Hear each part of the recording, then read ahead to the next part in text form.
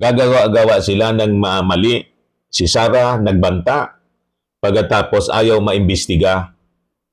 Harassment ang tawag nila. Yan ano yung ginawa nilang pagbabanta sa ating Pangulo. Di ba? Palampasin na lang yung kanyang masasamang ginawa. Kasi pag inimbestiga, sinobpena, mga kababayan yung mga dokumento, ang tawag nila harassment. Ganon ka-entitled mga kababayan yung mga Duterte. Pwede na nilang gawing lahat, pati yung AJK. Pero pag inimbestiga, kidnapping na, harassment na. Saan ka pulutin na ganyan mga kababayan ng mga argumento? Nagpapabiktim na, sila na yung hinaharas.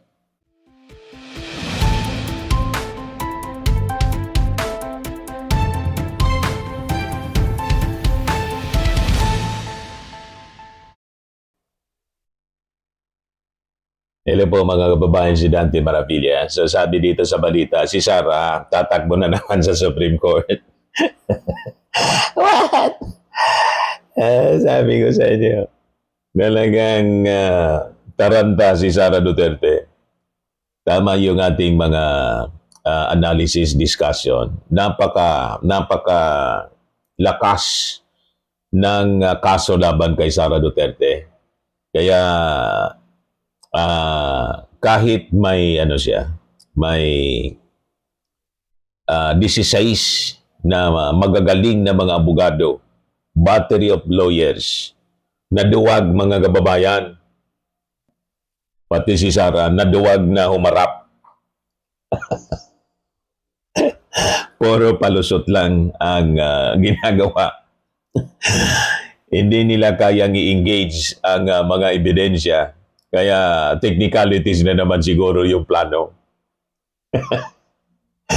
At yung mga dalawang abogado ni Sara, nagpa-press con kahapon, si Atty. Sison saka si Michael Pua.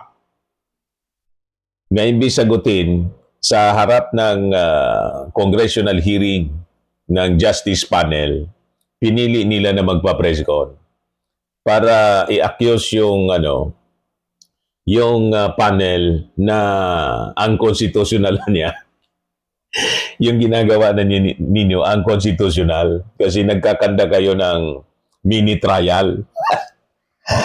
Nagakuha ng palusot na naman mga kababayan para makaiwas. Ayan ang sabi dito sa balita ng Philippine Star. Sara Duterte camp eyeing to take impeachment to Supreme Court anyo.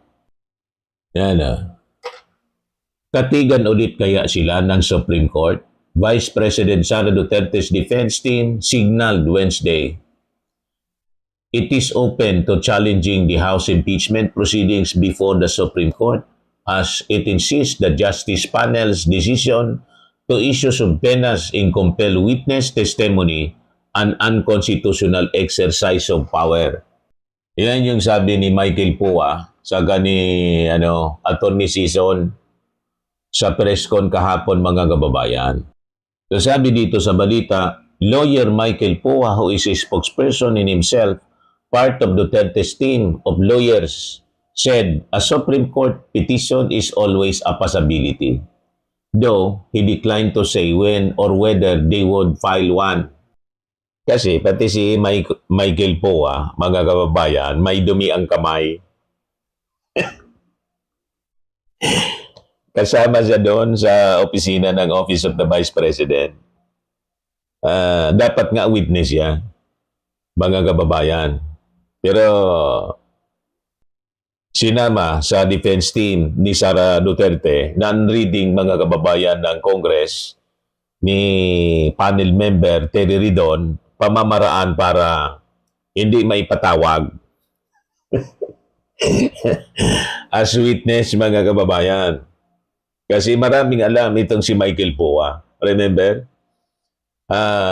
Kasama siya sa inimbestiga ng Committee on Good Governance ni Joel Chua. Hindi po hindi makasagot ng diretso, puro pag-iwas. Iwas pusit. Yun ang mga ginagawa nila. Pag ang tao po guilty, iiwas siyempre. Tama? Ganon lang yun. Kasi pag hindi ka guilty, engage mo ng harap-harapan.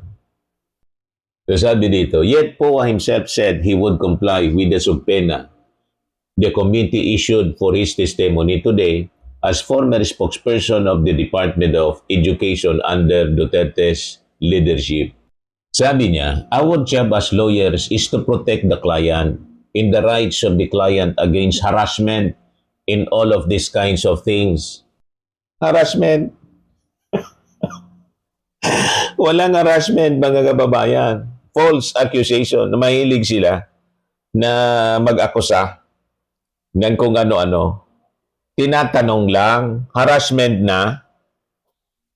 Di ba? Kahit yung SDO, si Acosta, nanginginig siya para palabasin na iniipit, inaharas. Walang harassment. Kaya sabi ni Jinky Luistro, bakit kanya nanginginig? Bakit kanya natatakot? Hindi naman niya ako nagtataas ng boses. Nagsisinungaling kasi. Ano? Sa Costa, ano po ba ang nararamdaman nyo? Of course, I'm concerned about you. Ano po yun? Nanginginig po, ma'am. Nanginginig siya. Hindi man tinatanong lang. Sa nanginginig, ano pong nararamdaman nyo? Hindi naman po ako sumisigaw. Kasi po, Mahilig sila gumawa-gawa ng kwento. Harassment daw. Si Pukoy Villamin, Ah, si Grace Piatos po. Kasi Grace po, Piatos. si Sir La Chica po ang nasa ground po. Siya po ang nagpipirma. Nag-base na lang po ako sa sinaol. Binalik niya sa akin na acknowledgement receipt po, ma'am. Pero ma'am, I hope Tawag pa sa kanya, ma'am. Kung sinasabi niyong ginawa ni Colonel Chica, yun po'y trabaho niyo as a special dispersing officer. Yes, ma'am. Pero may utos po ang aking boss, ma'am. Boss niya si Sarah. Kay Sir La Chica, ma'am. Ngayon mga statement na gano'n ni Michael Poa na harassment. Walang harassment. Para yung akusasyon nila, mga kababayan sa ating gobyerno, sa ating Pangulo, na kidnapping, kinidnap daw si Digong. False accusation. Walang kidnapping kay Digong. Dito din, walang harassment na ginagawa yung Congress. Tinatanong sila, dapat sagutin nila ng maayos. Tama? Kasi yung nakataya dito, yung pundo ng bayan. Yung pagtatanong sa kanila, mga kababayan, tinatrato nila ng harassment. Ayan, ang hilig nilang gumawa-gawa ng kwento. Our job as lawyers is to protect the clients in the rights of the clients against harassment in all of these kinds of things. And right now, what we are saying is that it's always a possibility. Poa said at the press conference, when asked about the possibility that challenged the proceedings before the High Court. The panel issued subpoenas for the statements of assets, liabilities, and net worth, ordered the NBI to produce records from its investigation, offered threats, and approved rules for receiving evidence. The defense team sent a letter the day before objecting to the proceedings. So gagawa-gawa sila ng mali. Si Sarah nagbanta. Pagkatapos ayaw maimbestiga. Harassment ang tawag nila. Yan yung ginawa nilang pagbabanta sa ating Pangulo. Di ba? Palampasin na lang yung kanyang masasamang ginawa. Kasi pag inimbestiga, sinobpena, mga kababayan yung mga dokumento, ang tawag nila harassment. Ganon ka-entitled, mga kababayan, yung mga Duterte. Pwede na lang gawing lahat, pati yung AJK. Pero pag inimbestiga, kidnapping na, harassment na. Saan ka pulutin na ganyan mga kababayan ng mga argumento? Nagpapabiktim na, sila na yung hinaharas.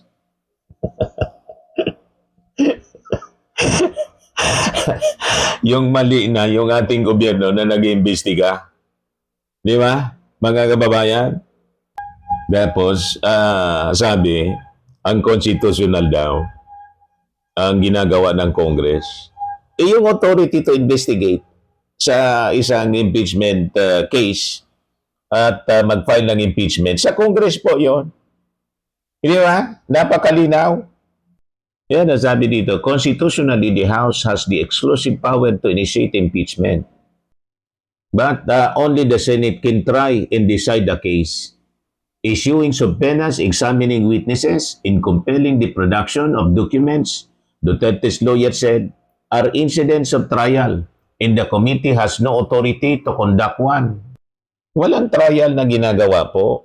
Hearing yon kasi ni-require ng Supreme Court kasi nagpetisyon kayo. Di ba? Yan ang sinasabi dito ni Atty. Sheila Cesar. However, with due respect, the Constitution vests the authority and power to conduct trial solely in the Senate. And this is clear and explicit in Section 3, Paragraph 6, Article 11 of the 1987 Constitution, which, as you know, states that it is the Senate that shall have the sole power to try and decide all cases of impeachment. The Constitution is thus clear, and it is only the Senate that can conduct trial in all cases of impeachment.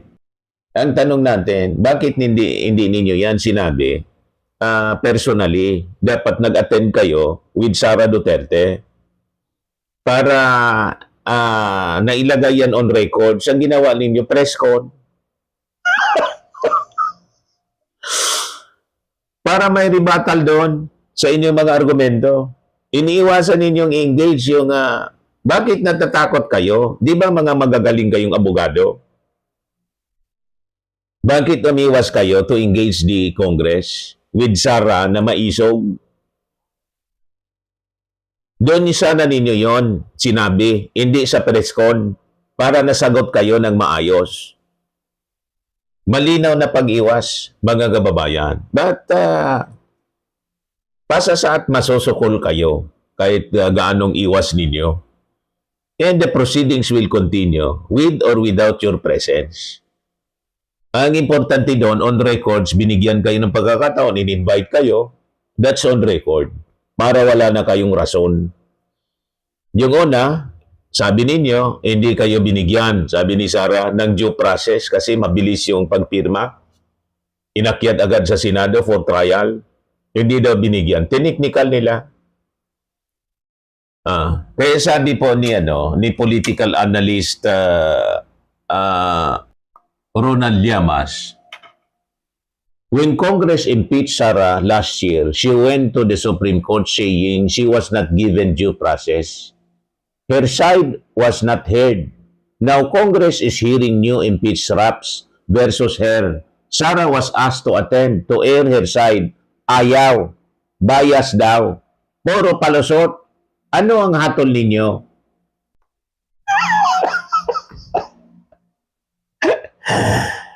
Tama. Malinaw. Puro palusot. Binibigyan ng due process. Yung mismong hearing na ginagawa sa Justice Committee panel, mga kababayan, is giving Sara the due process.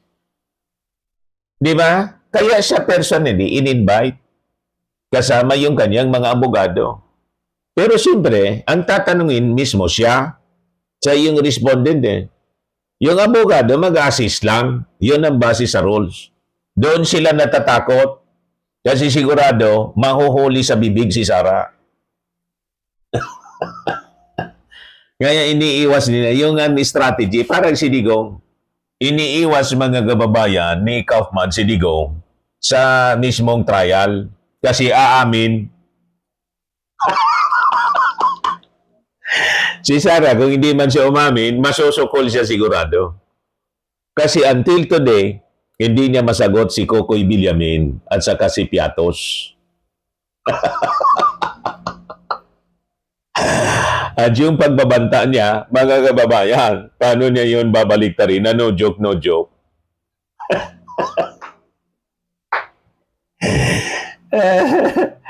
O, di ba po, mga kababayan? Puro palusot. At tatakbo, sabi, ang indication, tatakbo uli, pasasaklolo sa Supreme Court si Sara Duterte. Pero may magandang analysis dito. Si former Dean Mel Santamaria, mga kababayan. Maganda yung advice, mga kababayan, ni former Far Eastern University Law Dean Mel Santamaria. Pakinggan po ninyo. Yan, sa interview ng Visionary News, mga kababayan. Pero if you ask me, dapat siyang umattend.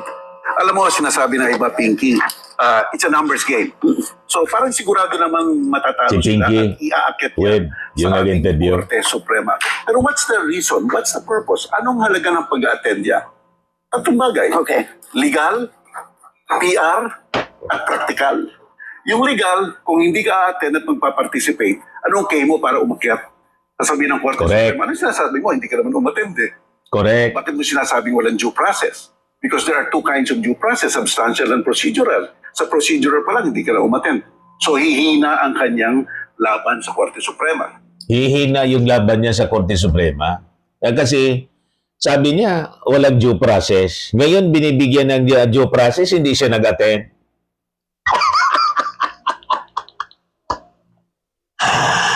Saan na pupunta? Bakit pa siya papaboran ng Supreme Court na itong ginagawa ng Congress, mga kababayan, ng Justice Panel, dito mismo, consequences ng petition nila sa Supreme Court na dapat bigyan ng due process, the right to be heard, binigyan ng due process, the right to be heard, in-invite si Sara. Pero dapat si Sara, hindi yung abogado lang. Kumbaga, si Sara at yung mga abogado. Pero hindi basta pwedeng magsalita yung mga abogado. Ang mga abogado, mag-assist lang kay Sara Duterte para walang self-incrimination. Ang magsasalita mismo, mga kababayan, si Sara mismo. Takot na takot, mga kababayan, humarap. Kasi kahit may assistance ng abogado, si Sara Duterte, kung ang sinasabi niya kasinungalingang, mabubuko at mabubuko, kaya umiiwas siya. PR. Well, basta umattend siya doon, he is talking to the people. At he could maintain that, that angle of, this is just a political persecution on me. Pwede niya talagang i-continue yung narrative na yon. Yan yung PR side. Pero yung practical side, remember, this is a dress rehearsal sa Senate. Dito nyo makikita yung mga witnesses na ipepresent rin sa Senate. But at a lower stake environment. So pwede siya mag-liberal ng konti siya. Kahit ano, pwede niyang gawin. Pwede siya maging uncautious sa pag-attend niya dyan. At makikita niya ngayon kung anong kakulangan nila at kung ano ang kalakasan nila. Pero kung hindi siya attend doon, if you will not take the risk, walang mangyayari. So, legal, practical, at saka PR, iyon ang advantage niya. No? Kaya pag mahirap na paboran na siya, kahit marami sa mga nandun, mahalata na. Karamihan sa mga justices, appointee ni Digong, mahalata na masyado.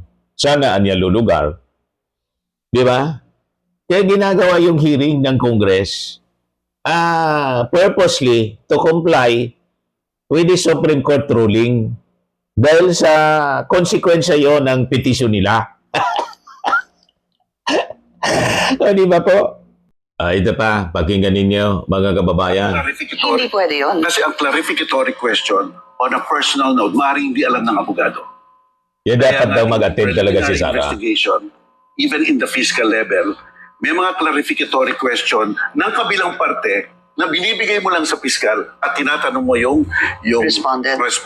Kaya hindi po pwede yung ad cautelam na yun lang nag-submit sila ng ad cautelam. may mga clarificatory questions na kailangan si Sara mismo ang sumagot with the assistance siyempre ng kanyang abogado na di kampanaryo, hindi lang di kampanilya, di kampanaryo. Kaya lang lumalabas ngayon yung kanyang mga abogado di kampanaryo, tiling-tiling na lang uli. Hindi man umarap.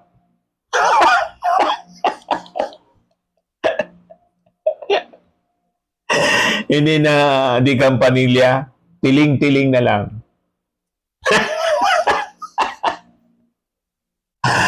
Bumaba yung respeto ng publiko. Kahit yung nadismaya si Rufus Rodriguez na ang reading natin, pabor nga sa kanila palagi. Laging kontra si Rufus. Pero he was dismayed.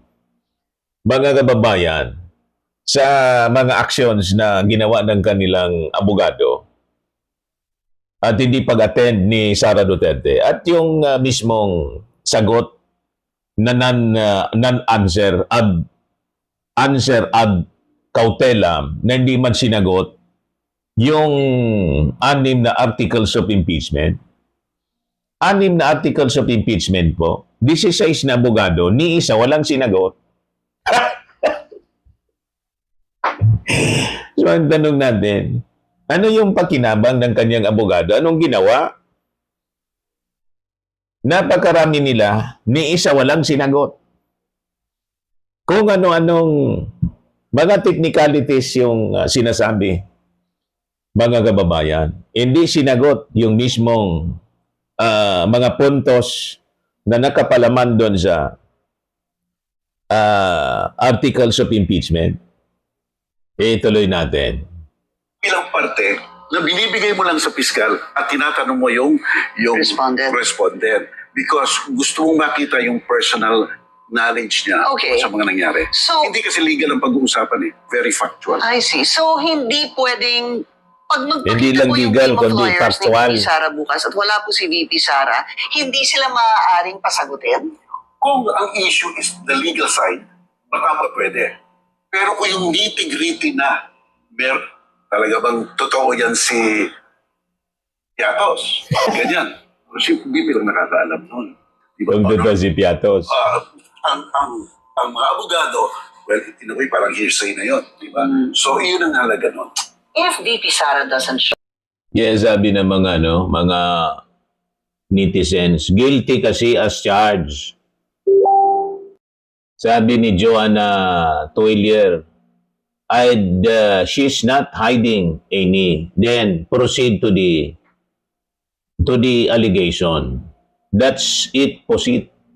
Sabi ni Pete Egar, hatulang guilty at ikulong sa National Mental Health Facilities. Sabi ni Ralph Adigos, guilty po siya, Your Honor. Sabi ni Tirso Sirano, very good opening statement from Justice Committee Chair Luis Tro today at the start of the impeachment hearing. We will hold the public officials accountable while we continue to deliver public service via good governance. Ginagawang palusot, pati yung Iran War.